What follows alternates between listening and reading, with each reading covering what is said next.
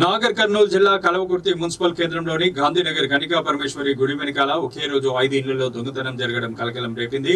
చిన్న చిన్న వ్యాపారాలు చేసుకునే వ్యాపారస్తుల ఇళ్లలో చోరీ జరగడంతో ఇప్పుడు అది చర్చనీయాంశంగా మారింది. కాగా ఎప్పుడూ ఆ వీధిలో దొంగతనం జరగలేదని, మొదటిసారి జరిగిందని రాత్రి సుమారు 2 గంటల ప్రాంతంలో 5 ఇండ్ల తాళాలు విరగొట్టి ఇళ్లలోకి చొరబడిన దొంగలు సుమారు 5 తులాల బంగారు ఆభరణాలు, కొంత వెండి, సుమారు 1 లక్ష వరకు నగదు దోచుకెళ్లినట్లుగా సమాచారం. కాగా ఘటనపై సమాచారం అందుకున్న పోలీసులు సంఘటనా స్థలానికి చేరుకుని వేలిముద్ర నిపుణులను రప్పించి వేలిముద్రలు సేకరించారు. కాలనీలోని సీసీ కెమెరాల్లో ఫుటేజ్ ని పరిశీలిస్తున్నారు. ఘటనపై కేసు నమోదు చేసి దర్యాప్తును ప్రారంభించారు. నా పేరు అనిల్ కుమార్, కల్వకుర్తి గాంధీనగర్.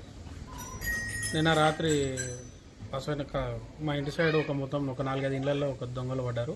అందులో మా ఇల్లు కూడా ఉంది. మా ఇంట్లో వచ్చేసి 2 తులాల బంగారం, 15,000 క్యాష్ పోయింది.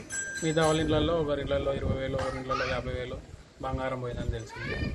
మేము వచ్చేసరికి మాకు ముంగడున్న ఇంట్లో వాళ్ళు చెప్పారు. మేము అది విషయం తెలుసుకొని వచ్చి చూసాము. నిన్న మేము లేకున్నాం, మేము హైదరాబాద్కి వెళ్ళాం. 3 రోజుల సంది పూనాలకు వెళ్ళినాం. మాకు ఈరోజు మార్నింగ్ తెలిసింది. ఈరోజు ఉదయం మాకు 7 గంటలకు తెలిసింది. నేను వచ్చేసరికి 10 గంటలకు వచ్చేసాను. కల్వకుర్తిలో మా గల్లీలో మాత్రం ఇంతవరకు గుడి ముంగల్ నుండి అశోక థియేటర్ రోడ్ వరకు ఏ రోజు కూడా ఎలాంటి దొంగతనాలు జరగలేదు. ఫస్ట్ టైం ఈసారి జరగడం. అందులో 5 ఇళ్లలో ఒకటేసారి జరగడం. ఇంకా